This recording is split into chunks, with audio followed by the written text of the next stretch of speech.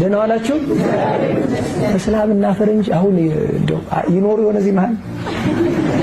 ቢስሚላህ ወሰላቱ ወሰላሙ አላ ረሱሊላህ። ይሄው እንዴት ንግግሮች ናቸው ተናጋሪውንም ሌሎችንም ችግሮች ውስጥ የሚከቷቸው። ልብህ ያውቀዋል አጠገብህ አንድም ፈረንጅ አንድም ሙስሊም እንደሌለ እያወቅ ስሜትህን ተከትለህ ግን ዋሸ።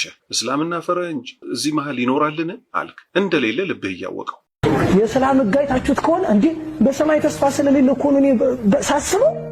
የእስላምን ህግ አይታችሁት ከሆነ በሰማይ ተስፋ ስለሌለው እኮ ነው አልክ። እስቲ አንተ ስታስበው አይደለም ሙስሊሞች ማለት ነው ህንድ ላይ ላም የሚያመልኩት ሰዎች ራሱ ኢንካርኔሽን ድጋሚ እኮ እንመጣለን ብለው ተስፋ አላቸው እኮ። አይደለም እኛ ሙስሊሞችን በነቢያት ሁሉ ምናምን በብሉይ ኪዳን በአዲስ ኪዳን በመጨረሻው መጽሐፍ በቁርአን ምናምን የሆነውን ሰዎች እንግዲህ ወይ ስለ ሃይማኖት አታውቅም ማለት ነው። እኔ ወላሂ ነው ምልህ እመክርሃለሁ። ስለ ሌሎች ሃይማኖቶች አይደለም ስለ ራስህ ሳታቅ በአግባቡ ማውራት ለአደጋ ይጥልሃል። ምክንያቱም ወንጀልህ በአንድ ግለሰብ በራስህ ላይ ብቻ ሳይሆን የሚቆመው ሌሎችን ሁሉ ታሳስታለህ። በጣም የሚገርመው ደግሞ እዛ የተሰበሰቡት ሰዎች ሁሉ ይስቁልሃል። ስንቶች ናቸው እንደ ስታንድ አፕ ኮሜዲ በሃይማኖት ስም ፊት ላይ ከቆሙ በኋላ ለአደጋ የተዳረጉ? በምን የተነሳ? በሚያሳስቃቸው ሰው መሃል ማለት ነው።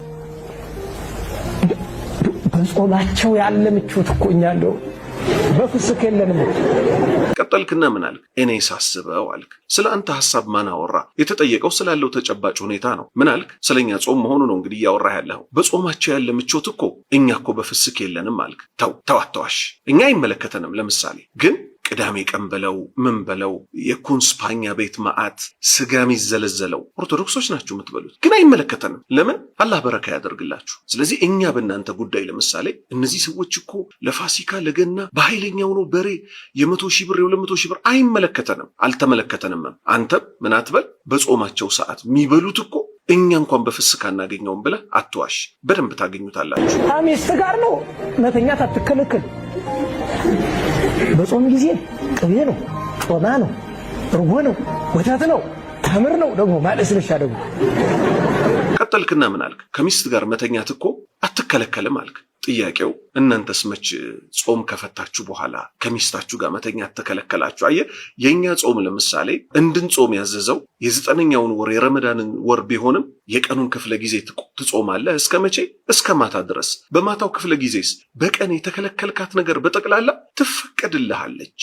በቀን መብላት፣ መጠጣት፣ ከሴት ጋር ግንኙነት ማድረግ ተከልክሏል። በማታውስ ክፍለ ጊዜ እኛ የምናመልከው ጌታ በማታው ክፍለ ጊዜ ብሉ፣ ጠጡ፣ ሚስቶቻችሁን መገናኘት ትችላላችሁ አለ። እንዴ አንተ በዚህ አይነት ማለት ነው 2 ወር የፋሲካን ጾመህ ስትጨርስ በቃ ለዘላለሙ ሴት አትገናኝ፣ አትወለድም። አንተ አየህ ሃይማኖቱ እርም ያላረገውን ነገር በሌሎች ላይ እርም ልታደርግ አትሞክር እባክህ። አሁን ለዚህ ሁሉ ምን እንደጎዳህ ግን ልንገርህ። በስሜት ተነስተህ ያሳረርከን መስሎ እኛ ወላሂ ለእንዳንተ አይነቱ ሰው እናዝንለታለን። ምክንያቱም በስሜት ተነስተህ ተናገርክ። አመልከዋለሁ የምትለው ፈጣሪ ራሱ ይሄን አይወድልህም። ለምን? እሱን ለማስደሰት ሳይሆን እንደዚህ እየተንገበገብክ የሸረኛ የመንደር ወሬ የምታወራው ነፍስህን ተከትለህ ነው። ምክንያቱም ጾም ማለት በእናንተ ራሱ ከጧቱ ትነሳለህ 6 ሰዓት ድረስ የሚጾማለ፣ 9 ሰዓት ድረስ የሚጾማለ፣ 11 ሰዓት ድረስ የሚጾማለ። ከዛስ በቆሎም ያፈጥራለ፣ በሽሮም ያፈጥራለ።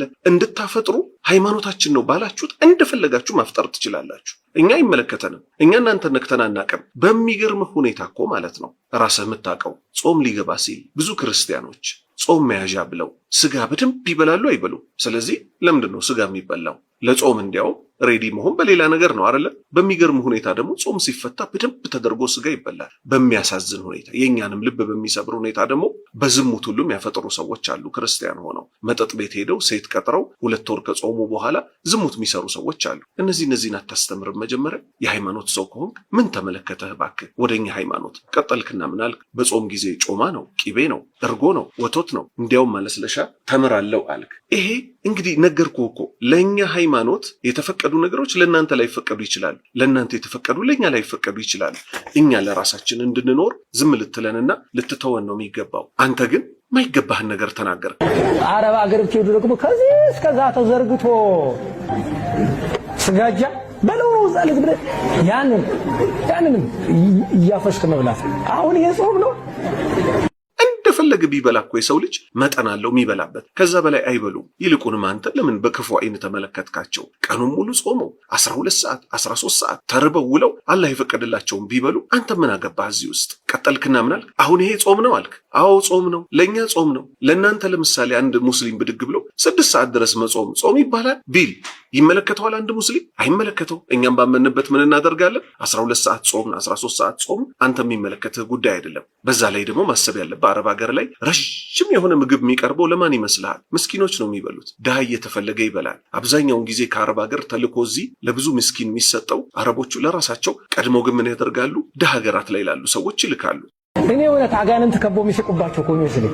እኔ እኮ አጋንንት ከበው የሚስቁባቸው ነው የሚመስለኝ አልክ። በሚመስለኝ አታውራ። አጋንንት ማለት ሰይጣን ነው። ሰይጣን የሚከበው የእንዳንተ አይነቱን ንግግር ነው። በእርግጠኝነት ምነግርህ ማለት ነው። ለምን የራስህ ሃይማኖት ላይ እንኳን ያልተደነገገን ነገር ተነስተህ ሰውን ለመንካት ሰውን ለመጉዳት ብለህ እንዲህ አይነት የአጋንንት ስራ ትሰራለህ? እባክህን ረጋ በል ትንሽ።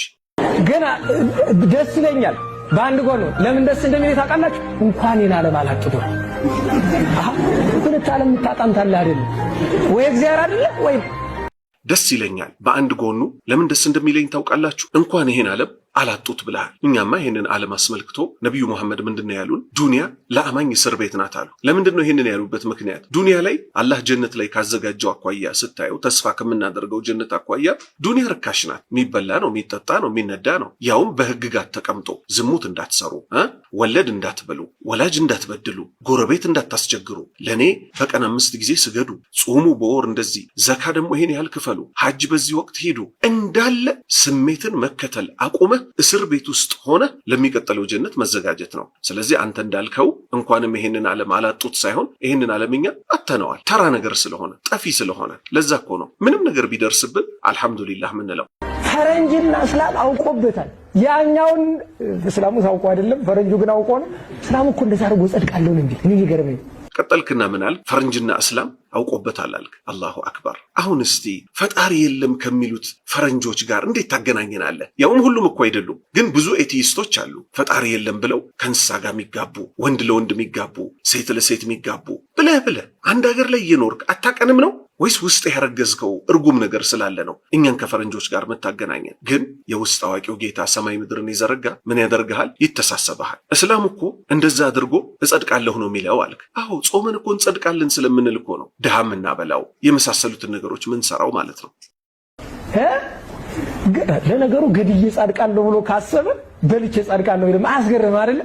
አያስገርምም በእውነቱ። ቀጠልክና ግን በጣም በሚያሳዝን ንግግርህም በዚህ ቆሻሻ ንግግር ደግሞ ዘጋኸው። ለነገሩ ገድዬ ጸድቃለሁ ብሎ ካሰበ በልቼ ጸድቃለሁ ቢል ያስገርማል? አያስገርምም በእውነቱ አልክ። አላሁ አክበር፣ አላሁ አክበር፣ አላሁ አክበር። ኢትዮጵያ ሙስሊምና ክርስቲያኑ አብሮ እየኖረ ነው። ሙስሊሙ በጣም ብዙ ነው በቁጥር፣ ክርስቲያኑም ብዙ ነው በቁጥር። ሰርግ ላይ ትጠራላችሁ፣ ለቅሶ ላይ እንመጣለን፣ ሰርግ ላይ ትመጣላችሁ። በቃ በዚህ መልክ ነው እየኖርን ያለ ነው። ታዲያ ለምንድን ነው ግዴታ? እኮ ሰው በገጀራ ብቻ እኮ አይደለም የሚገደለው። ለምን በመርዝ አላጠፋናችሁም? እስቲ መልስልኝ።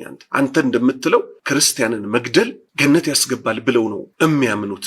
ገለህ ገነት ትገባለህ ከተባለ በልቼ ጸድቃለሁ ቢል ያስገርማልን? በእውነቱ አያስገርምም ማለት እና እንደው ከምንም በላይ ቆም ብለህ እስቲ እቺን ምክር ለብቻ ቁጭ ብለህ ስማት። እንደው ወደ ፈጣሪ ያቀርብሃል ይሄ ንግግር። አያሁን ችግሩን መሰለ እንዳንተ አይነት ሰዎች መድረክ ላይ ወጥተው they want to entertain ህዝብ ማስደሰት ነው የሚፈልጉት። ስለዚህ ህዝብ እንዳይከፋባቸው ገብተዋል። አንተ የያዝከው መንጋ አለ እንደዚህ ዝም ብለህ ክፉ ክፉንም ስትናገር እያለ የሚስቀልህ ማለት ነው። ስለዚህ እነዚህን ሰዎች አሁን ማሳቅ አለብህ። አጀንዳ ይዘህ መምጣት አለብህ። የራስህ አጀንዳ እኮ ብዙ አለ። ክርስቲያኖች ሆነው ስንት መጥፎ ነገር የሚሰሩ አሉ፣ ዝሙት የሚሰሩ አሉ፣ ከቤተ እምነቶቻችሁ የራቁ ሰዎች አሉ። እነሱም በስነ ስርዓት ከሱስ ከመጠጣት ታወጣ። በሚገርም ሁኔታ በየመጠጥ ቤቱ በየምኑ ምን አለ ለማርያም ቤተክርስቲያን ለገብርኤል ቤተክርስቲያን እየተባለ የሚቀመጥ ሳንዱቅ አለ፣ ሳንቲም ሰዎች የሚሰጡበት። እዛ ዝሙት ይሰራሉ፣ ከዛስ እዚህ ደግሞ ሳንቲም ይከታሉ። ዝሙት ስትሰራ ያደረችውም ሴት ምን ታደርጋለች? እዛ ውስጥ ደግሞ ሳንቲም ትከታለች። ስለዚህ እነዚህን ክፉ ነገር እንዲተዉ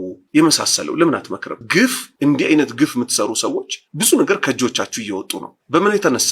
የውሸትና የግፍ መጨረሻው እዚህ ምድር ላይ ስለሚያስከፍል። ስለዚህ እባክህ ወገናችን ቆም ብለህ አስብ። እኛን አልጎዳችሁንም። በየቀኑ የተበደለ ረዳቱ አላህ ነው። ይሄው አላህ እየረዳን ነው። አሁንም ገና ይረዳናል። እኛ ምን እስከሆን ድረስ ሐቅ ላይ እስከ ቆምን ድረስ እኛም ከበደል እስከ ጸዳን ድረስ እኛም ከበደልናችሁ እኛም እናመልከው ጌታ አላህ ፍትሃዊ ጌታ ነውና በእኛ ላይ እርምጃ ይወስዳል። እናንተም ደግሞ ካልተቆጠባችሁ ራሳችሁን ችግር ላይ ከምጥሉ እንዲህ አይነት ንግግሮችን ከመናገር በፊት በወረቀት ጽፈ እቺ ንግግሬ ነገ ሰማይና ምድርን የዘረጋ ጌታ ዘንድ ራቁቴን ተቀስቅሼ ስቆም ያስጠይቀኛል ወይስ ጽድቅ ያሰጠኛል ብለህ ቆመህ አስብ። ምክንያቱም ሞቶ መቀስቀስን መርሳትና እዚህ ምድር ላይ ቲፎዞዎችን መሰብሰብ ትልቅ ነገር የመሰለው ሰው ካለ ለአደጋ ራሱን ይጥላል። አላህ ይዘንልን። አላህ ቅኑ መንገድ ይምራን። እቺን መከራ ውስጥ የገባች ሀገር ወደ ሰላም ይመልስልን። እሱም በብቸኝነት ከሚያመልኩ ሰዎች ያደርገን። በጽድቅ የሚያዙ ከመጥፎ ከሚከለክሉ ሰዎች አላህ ያደርገን። ጨርሻለሁ።